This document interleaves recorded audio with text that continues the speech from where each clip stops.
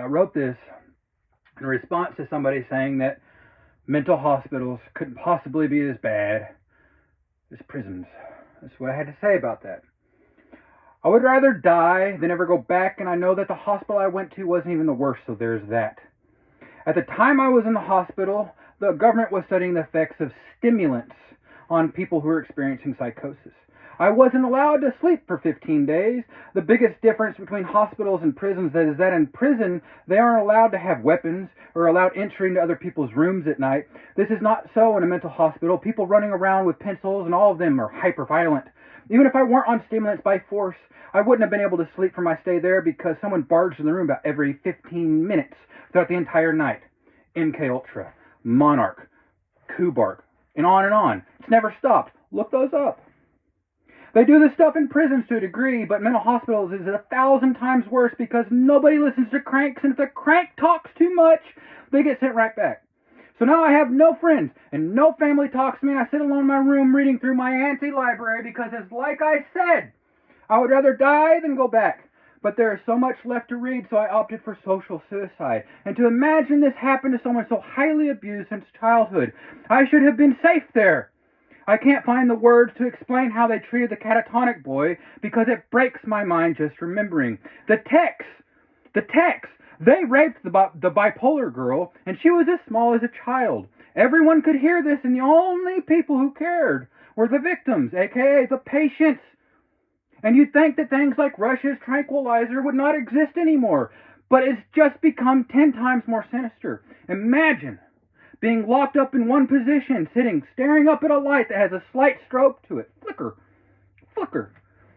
And being isolated for days. No sleep, no scratching an itch, and all of this for periods far, far exceeding what is done to prisoners anywhere around the world, save for maybe Guantanamo. Maybe. Coercive therapy to make a quick buck. This needs to be stopped. Not a single iota of healing happened there for me or for anyone that went there. Most that I knew from that time are now dead. Is it any wonder?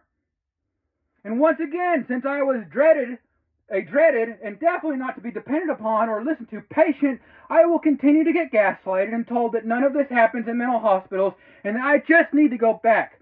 That the pit, it has never changed. It is pandemonium. No bed for rest in Bedlam. No evading it by going on the lam. It must always be back to bed, but no rest in Bedlam.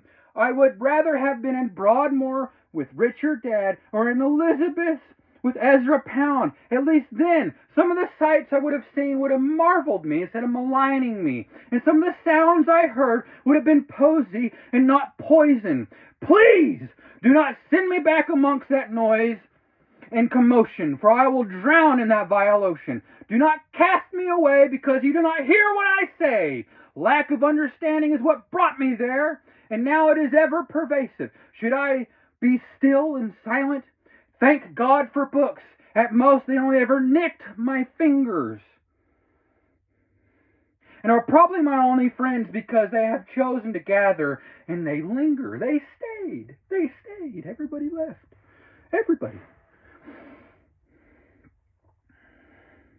My worst memory of the institution, though, no books except for ones with missing pages. No music, pianos and guitars, and all the rest are lonely at home.